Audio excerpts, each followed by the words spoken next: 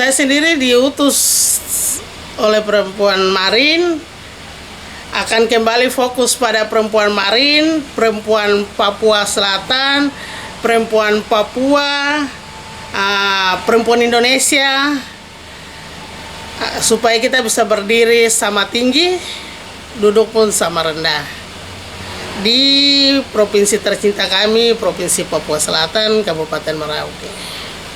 Saya Yohana Gepse, puji syukur setelah melalui proses yang panjang, mulai dari pembahasan penerimaan berkat Tuhan di bulan Juni, ketika DOB Papua Selatan yang sudah 20 tahun diperjuangkan oleh tokoh besar kami, John Gluba Gepse, dan beberapa sesepuh dari suku-suku asli Papua Selatan, pada tahun kemarin 2022 sekitar bulan Juli disahkan undang-undang itu, undang-undang DOB Papua Selatan. Kami warga Papua Selatan, warga masyarakat Papua Selatan, warga negara Republik Indonesia yang ada di Papua Selatan mengucap syukur pada Tuhan dan berterima kasih kepada negara ini karena telah memberikan ruang kepada kami di wilayah adat kami untuk bagaimana menata kehidupan sosial kami, menata pemerintahan kami sendiri di Papua Selatan ini. Sampai dengan saat ini kami sudah menerima DOB, kami sudah ada pada tahapan menjalankan pemerintahan, menerima PJ Gubernur yang sudah berjalan sekitar 6 bulan, sampai dengan proses hari ini sudah ada proses MRP Papua Selatan yang begitu banyak ada polemik yang terjadi, tetapi hari ini saya sendiri sebagai salah satu unsur perempuan dari 11 perempuan lain yang akan dilantik memenuhi forum kuota pada Majelis Rakyat Papua yang berjumlah sekitar 33, 11 dari perempuan, 11 adat, dan 11 agama. Agama ada 3 agama yang menjadi patokan di sini. Yang pertama Katolik 7, Kristen Protestan 3, dan Muslim 1. Hari ini kami dari perempuan Papua Selatan juga, kami dari perempuan Marin ada 3, Merauke, perempuan Bovendigul ada 3, perempuan Asmat ada 3, perempuan Mapi ada 2. Jumlah kami akan ada 11 orang di sana. Kami bersyukur dan berterima kasih karena kuota keseimbangan antara emansipasi gender ini sudah mulai terjadi dalam lembaga ini, bahwa kuota perempuan juga mencapai 11 orang, yang berarti bahwa sudah ada kesetaraan di sini. Negara memberikan ruang juga kepada kami perempuan untuk bisa lebih detail memikirkan bagaimana perempuan itu bisa ada, bisa bersaing, bisa berdiri sejajar dengan laki-laki, walaupun dalam konteks keputusan-keputusan tertentu, keputusan-keputusan adat, kami tidak akan mengambil keputusan dalam ranah adat, tetapi dalam konteks pembangunan, pemerintahan, ekonomi, apalagi ekonomi yang berhubungan langsung dengan tumbuh kembangnya anak, pendidik utama adalah perempuan. Karena sesungguhnya perempuan yang melahirkan suatu bangsa. Bangsa yang besar, yang kuat, jadi baik, karakternya jadi baik ketika perempuannya diurus dengan baik. Jadi hari ini untuk contoh untuk kita semua lembaga yang hari ini hadir MRP, pembagian kuota secara merata, kami mendapat porsi 11. Saya sangat apresiasi dengan PP 54, sangat apresiasi dengan kebijakan negara memberikan ruang seluas-luasnya kepada kami perempuan untuk juga bisa mempersiapkan perempuan-perempuan lain untuk menduduki jabatan-jabatan yang terlepas dari jabatan profesional, hierarki birokrasi, tapi juga mempersiapkan perempuan-perempuan yang ada di luar birokrasi untuk bisa memacu kehidupan ekonomi keluarganya, bisa memacu pendidikan anaknya, mempunyai wawasan yang baik, agar kelihatan generasi itu tumbuh, berkembang, karena kualitas perempuannya semakin maju. Terima kasih kami hadir di sini. Yang pertama itu eksekusi kami pada lembaga ini, ketika besok dilantik 11 orang ini, pikiran dasar kami, data, pendataan, dan pemetaan perempuan dan semua sumbernya, sumber daya perempuan itu sendiri, dan kemudian kami akan kolaborasikan dengan program pemerintah, karena pemerintah dia berkewajiban, undang-undangnya jelas, urusan perempuan adalah urusan wajib negara. Maka kami di sini 11 orang ini akan menekankan pada pemerintah, setelah kami sudah menyiapkan datanya, potensi-potensi yang dimiliki oleh perempuan-perempuan di luar birokrasi, kami akan terus mendorong. Kami juga minta waktu untuk dan sampaikan kepada semua perempuan-perempuan yang kemarin mendaftar tapi hari ini tidak masuk sampai ke proses yang terakhir, ditetapkan dan terpilih dan kemudian dilantik. Jangan putus asa. Mari kita sama-sama bekerja sama untuk kita mempersiapkan diri untuk proses-proses yang ke depan, tapi juga kita bekerja sama untuk bergandeng tangan membangun komunitas perempuan ini akan lebih baik ke depan. Karena sebenarnya saya tadi bilang, bangsa yang besar, bangsa yang hebat karena perempuannya terurus. Hari ini standar Papua Selatan tidak ada sosok figur perempuan di luar birokrasi yang hari ini bisa berdiri jadi satu panutan besar setelah kita kehilangan beberapa figur hebat dari antara kita, seperti Agustina Basik-Basik, Albertina Mikiu. Itu kader-kader di dalam birokrasi yang luar biasa, tetapi kader-kader di luar birokrasi ini kita semua masih stagnan standar saja di situ. Maka saya berpikir semangat baru ini, ketika ada DOB baru ini, jabatan baru di dalam MRP yang ruangnya diberikan kepada perempuan, saya juga berharap kepada orang tua-tua adat memberikan kami juga kesempatan dan ruang, karena sesungguhnya kami bukan mau bicara fokus bicara adat di situ, atau kita mau bicara hak dusun, hak tanah di situ, tidak. Tapi kita mau bicara bagaimana pemberdayaan terhadap perempuan itu sendiri. Bagaimana perempuan itu bisa mengelola rumah tangganya. Bagaimana perempuan itu bisa mempunyai sumber pendapatan dalam rumah tangga juga.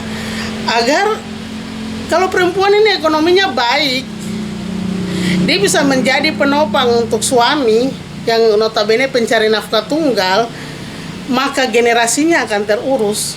Dia akan rutin untuk menyekolahkan anaknya. Hari ini karena perempuan masih jadi tulang punggung, sebagian masyarakat di Papua Selatan ini perempuan menjadi sumber pencari nafkah.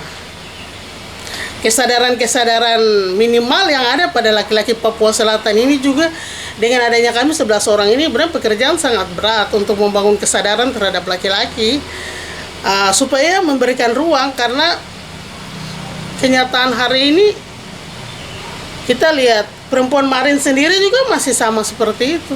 Ekonominya tidak terurus. Bagaimana generasinya mau disekolahkan? Kesehatan perempuannya juga tidak terjangkau. Dari situlah saya berpikir, terima kasih untuk kesempatan 11 orang ini. Saya berharap kita bisa bekerja sama dengan baik. Kita mulai memunculkan formula-formula yang baik, mengakseskan data ini ke sumber kebijakan program, yaitu eksekutif pemerintah daerah, agar dan kita kawal.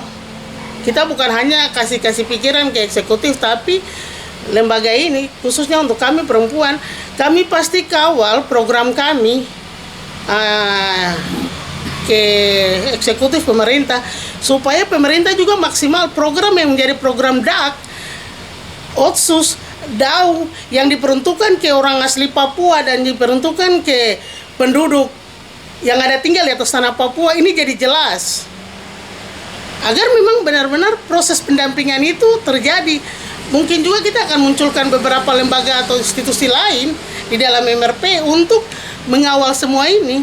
Karena mungkin keterbatasan kita untuk punya jangkauan luas, itu nanti kita pikirkan setelah ini. Tapi yang menjadi prioritas utama adalah kita pasti kawal, setelah kita mendata dengan baik, kita pasti kawal program pemerintah supaya turun tepat sasaran. Tidak copy paste program. Kita akan membentuk lembaga atau institusi untuk mendampingi agar program-program, apalagi program Otsus di semua dinas SKPD peruntukannya jelas untuk OAP. Kalau negara ini memberikan jaminan undang-undang otonomi khusus, kalau negara ini memberikan ruang kepada yang disebut afirmasi, kepada yang disebut orang asli Papua, maka dia berhak menerima perhatian lebih dari pemerintah yang ada ini. Kami hanya akan mengawal. Konsisten tidak. Setelah negara memberikan, negara yang paling tinggi yaitu Jakarta, pemerintah pusat memberikan ruang ini, pemerintahan yang berikut, pemerintah daerah menjalankan tidak. Begitu, sampai di tingkat kabupaten, sampai di tingkat distrik. Kita hari ini hanya karena tidak konsisten saja. Karena tidak konsisten menjalankan apa yang sebenarnya negaranya sudah buat. Semua kebijakan hukum, kebijakan pembangunan di atas tempat ini, supaya tidak terkesan lagi ini sudah otonomi khusus jilid 2. Masuklah DOB Papua Selatan sekarang. Jangan lagi 20 tahun dari sekarang sampai dengan selesai 20 tahun kemudian kita bilang otonomi khusus seperti apa, kita tidak pernah rasa. Begitu. Jadi saya pikir provinsi baru, DOB baru ini, MRP baru ini, roh baru ini menjadi kekuatan, menjadi sarana baru dalam setiap kita yang hari ini sudah terpilih di dalam situ untuk bagaimana ini negara sudah kasih, jadi bagaimana kita konsisten untuk mengawal kebijakan ini sama-sama bersama dengan pemerintahan daerah, DPR dan DPR provinsi dan DPRD kabupaten-kabupaten yang ada, supaya kita sama-sama kawal ini agar peruntukannya yang tadi kita bicarakan ini menjadi jelas. Ketika jelas, marginalisasi yang saat ini terjadi akan terjadi kesetaraannya antara orang yang punya tempat ini dengan saudara-saudara lain dari Nusantara lain yang ada datang hidup di tempat ini, menikmati kenyamanan, kedamaian, kesejahteraan di sini. Kami pun yang pemilik tempat ini akan merasakan kesejahteraan, kedamaian. Kami juga akan merasa damai. Tidak seperti hari ini masih saja merasa marginal dari situasi sosial dengan berbagai macam alasan. Sebenarnya saya pikir pemerintah Republik terlalu bijaksana untuk memberikan ruang itu. Hanya kita saja yang belum konsisten. Pemerintahan daerah yang belum konsisten untuk mengawal semua itu. Akhirnya kita di sini ada kesan seperti pati-pati Papua, karena terakhir juga pejabatnya ya Papua juga. Rakyat di bawah bilang ya begitu sudah patipa Papua tipe Papua. Padahal karena satu hal, tidak adanya konsisten dari setiap pejabat Papua dan juga lembaga kontrol yang tidak tegas, tidak konsisten. DPR hari ini tidak pernah tegas. Maka puji Tuhan sudah ada lembaga MRP yang merupakan gabungan dari semua Papua, kabupaten-kabupaten yang ada dalam Papua Selatan. Saya pikir mulai hari ini kita harus konsisten saja. Konsisten untuk tetap mengawal program, kemana program itu harus pergi, siapa yang harus diberdayakan di sana, supaya kesetaraan ini dia mulai terlihat. Kesetaraan sosial, kesejahteraan. Dia akan nampak di situ. Karena DPR kita lemah. DPR 4 kabupaten dalam Papua Selatan lemah. Merauke, Mapi, Bovendigul, Asmat lemah kapasitasnya. Karena memang hari ini siapa juga yang ada dalam DPR itu menjadi pertanyaan kita dan jawaban untuk kita jawab sama-sama di 2024. Siapa yang ada di legislatif hari ini, pertanyaan dan PR besar untuk kita semua. Besok kita harus selesaikan di 2024. Begitu. Supaya ini dia akan nyambung. MRP dia akan perhatikan, minta maaf untuk saudara-saudara Nusantara. Lembaga MRP dia akan fokus memihak dan berpihak pada orang asli Papua, orang hitam keriting. Begitu. Jadi saudara-saudara lain, ini negara Republik memberikan ruang afirmasi di otonomi khusus yang kedua ini kepada kami juga. Jadi berikan kesempatan. Anda kalau sudah sejahtera di tempat ini, syukuri. Berikan kesempatan lagi pada kami pemilik tempat ini supaya bisa memperoleh. Kami sebenarnya apa, kata-kata Bapak John yang selalu bilang, kami ini orang kaya yang belum sukses. Karena kami punya tanah besar, kami punya hutan besar, tapi kami jadi orang kaya yang belum sukses. Maka kesempatan itu juga menjadi apa, harapan kami untuk kita bisa mencapai suatu titik awal di mana dasar DOB ini terbentuk. Provinsi Papua Selatan ada Provinsi Persemakmuran yang digagas oleh Dr. Andus Johannes Glubage FC, tokoh penggagas Provinsi Papua Selatan, tokoh besar Sentral Papua Selatan, yang hari ini juga masih bergelut dan berjuang soal status hukumnya. Tapi kami percaya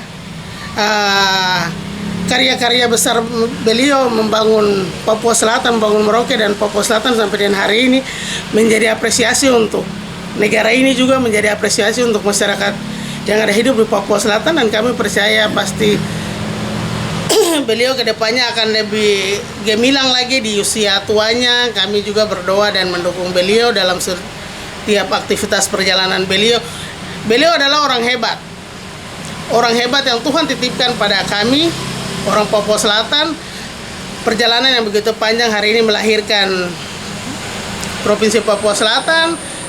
Kami terima kasih untuk generasi Papua Selatan, tapi juga kami mohon bantuan, dukungan dari semua orang terhadap persoalan yang beliau hadapi, agar persoalan itu bisa cepat selesai. Dan kami yakin bahwa persoalan itu tidak seberat apa yang dipikirkan, tapi persoalan itu sudah dalam tahapan proses, bisa selesai dengan cepat, dan dia bisa sama-sama mendayung kita ke dermaga persemakmuran. Saya sebagai perempuan menyarankan, menghimbau kepada generasi muda, pemuda Marin, pemuda Bovendigul, pemuda Mapi, pemuda Asmat, pemuda Auyub, pemuda Papua Selatan. Orang muda tuh lebih semangat. Kenapa pemuda Papua Selatan ini macam nong tidur? Harus bergerak cepat, harus menanggapi setiap situasi dan merespon segala situasi ini dengan baik, dengan cepat, dengan cekatan. Karena ada pihak-pihak yang tidak bertanggung jawab, yang ingin merongrong kebijakan yang negara sudah buat, yang dari kalangan orang muda sendiri. Yang hari ini saya lihat pemuda ini tidak ruangnya ada, tapi tidak memanfaatkan diri. Ayo pemuda Papua Selatan, ayo pemuda Marin, pemuda Bovendigul, harus menanggapi segala situasi ini. Karena pemuda adalah estafet bangsa, estafet dari orang tua-tua ini. Kalau pemudanya tidur, bagaimana bangsa ini? Bagaimana pemuda Papua Selatan ini, generasi di sini Papua Selatan? Jadi untuk para pemuda, mulai dari pemuda Marin, saya akan bicara keras untuk pemuda Marin. Kalau formaturnya sudah ada pemuda Marin, kenapa harus diam-diam? Pemuda Marin harus bergerak duluan. Kok ini kakak besar, kakak yang paling tua, bergerak sudah, supaya teman-teman yang lain ada mendorong supaya situasi opini-opini yang coba dibangun oleh saudara-saudara yang merasa kecewa dengan terpilihnya 33 anggota MRP ini bisa dikawal, bisa dihentikan, karena itu sebenarnya membangun konflik. Begitu. Jadi himbauan untuk pemuda Marin pertama dan pemuda Papua Selatan bisa segera sikapi polemik yang terjadi.